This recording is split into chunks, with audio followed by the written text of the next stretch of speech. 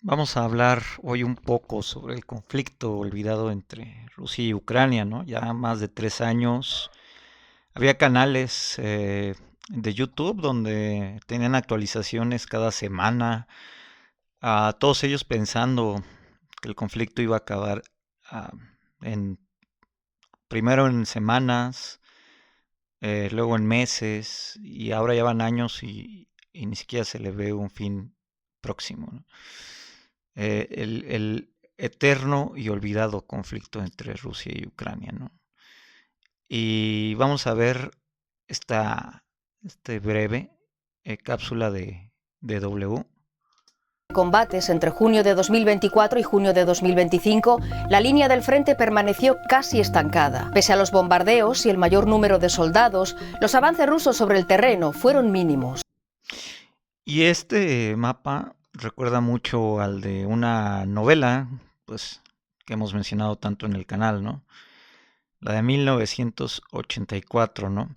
Si ustedes leyeron 1984, pues, por ejemplo, todo lo que casi todo lo que conocemos hoy en día como Occidente, que es Estados Unidos, Canadá, el mundo anglosajón, eh, Reino Unido, Australia y bueno, Latinoamérica como lo ve el mundo anglosajón, como el patio trasero, como su patio trasero, ¿no? Su lugar de recursos naturales.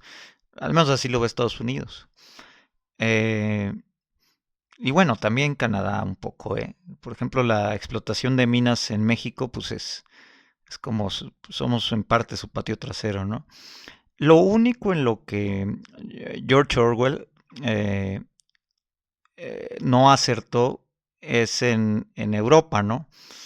George Orwell, que estuvo en la Guerra Civil Española, él creía que la expansión del comunismo soviético estalinista, específicamente estalinista, se iba a expandir en toda Europa occidental, lo cual no estuvo muy lejos de pasar, ¿no? Pues recordando que si no fuera por el muro de Berlín, pues probablemente sí se hubiera expandido uh, en toda esta parte de Europa, ¿no? De hecho, pues también, por ejemplo, en Grecia no se estableció un gobierno socialista después de la Segunda Guerra Mundial porque Yugoslavia no los apoyó y porque la URSS tampoco los apoyó. Turquía se posicionó del lado de Occidente, siendo hoy en día miembro de la OTAN. Entonces, con ligeras fallas, pero la visión que tenía George Orwell del mundo en 1949, que escribe en 1984, pues no está tan lejos de la realidad actual, ¿no? En su libro, pues Occidente se llamaba Oceanía, era todo el estado de Oceanía.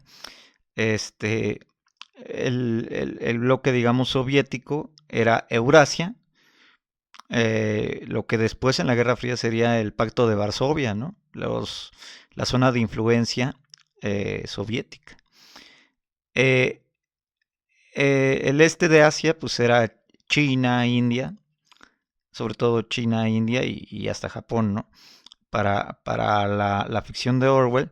Y eran estos tres grandes bloques que se disputaban la hegemonía en el, eh, a nivel global, ¿no? Y la verdad es que casi latino, ¿no? Porque en la Guerra Fría, pues el distanciamiento ideológico pues era entre el mundo capitalista y el mundo socialista, ¿no? Donde estaba incluido pues en parte China hasta la ruptura con la Unión Soviética y el acercamiento de China a Estados Unidos. Pero en lo que sí previó Orwell fue un mundo tripolar, ¿no? Un mundo tripolar donde si nosotros cambiamos, ponemos en negro, esto que está en negro, a lo que ahora es la Unión Europea, quedan tres grandes bloques hegemónicos en el mundo, ¿no? Que es Occidente, eh, el bloque ruso, con sus respectivos aliados, Bielorrusia, algunas repúblicas, ex repúblicas soviéticas como Azerbaiyán, eh, Kazajistán, algunas en menor medida que otras, y Oriente, ¿no? El extremo Oriente, que es China, las economías emergentes, Indonesia, China, Vietnam, todas estas economías, ¿no? Los llamados tigres asiáticos.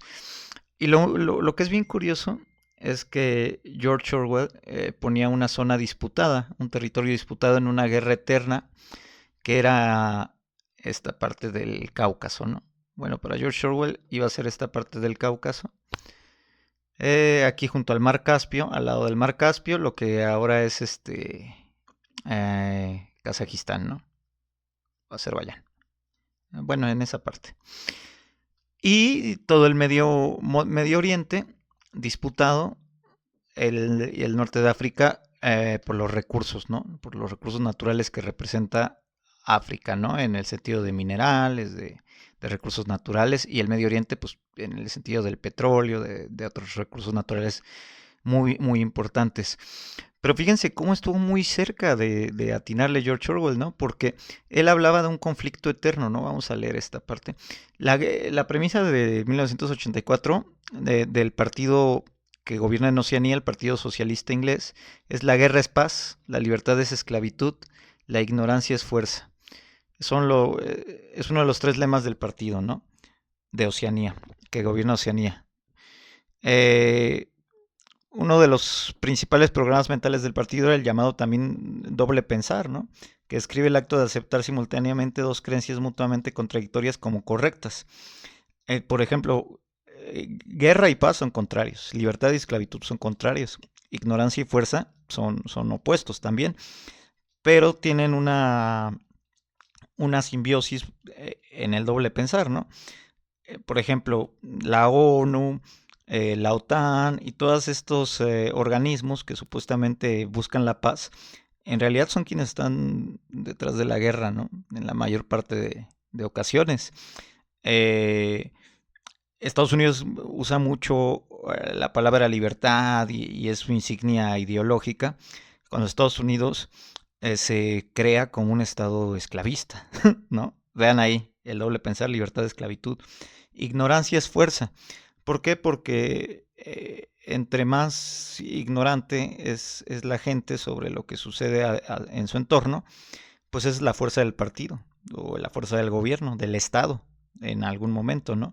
Sobre todo cuando en los estados autoritarios, el gobierno parte del Estado completamente, ¿no? Entonces, todos estos son ejemplos del doble pensar, ¿no? Contradictorios por definición, ambos son aceptados como correctos, ¿no? Y lo vemos, ¿no? Por ejemplo, en los conflictos actuales, ¿no? Y Rusia-Ucrania, hay un bando, ¿no? Se supone que el de Ucrania es el bando de la libertad y el de Rusia es el de...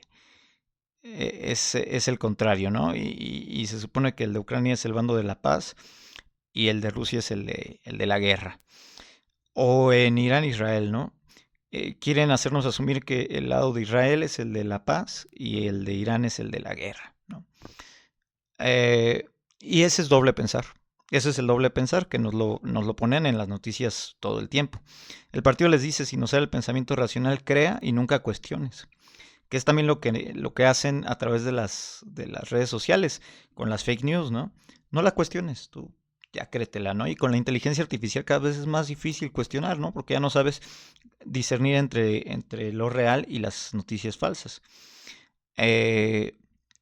Ahora, el eslogan orwelliano aplicado en nuestra sociedad incluso es una semidemocracia corrupta, como la mayor parte de los estados de Occidente. Es difícil creer que paradojas como la guerra es paz, libertad es esclavitud, ignorancia es fuerza pueden tener un significado, pero lo tienen. El concepto de guerra en paz lo utiliza, por ejemplo, Estados Unidos y la OTAN, ya lo dijimos, ¿no? En las llamadas guerras preventivas, ¿no? Como por ejemplo el caso reciente de Israel empieza las agresiones contra Irán. Luego Estados Unidos ataca Irán, pero se retira y dice: no, fue preventivo, o sea, no estamos en guerra, ustedes tranquilos. El término en sí mismo es una paradoja, ya que no se puede iniciar una guerra para evitarla, como lo hizo Israel hace un mes, menos. La libertad de esclavitud es la base misma de nuestra sociedad global y el mayor y más ignorado problema de la supuesta democracia. ¿Se han dado cuenta que la jornada de 8 horas, que fue un gran logro del siglo XX, después de los abusos de los empleadores en la revolución industrial.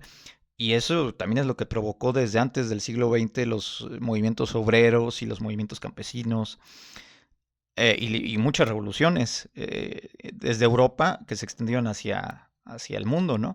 Las revoluciones de 1848, la revolución bolchevique, en caso de aquí, la revolución mexicana. Bueno, en más de 100 años no se ha reducido la jornada laboral de 8 horas.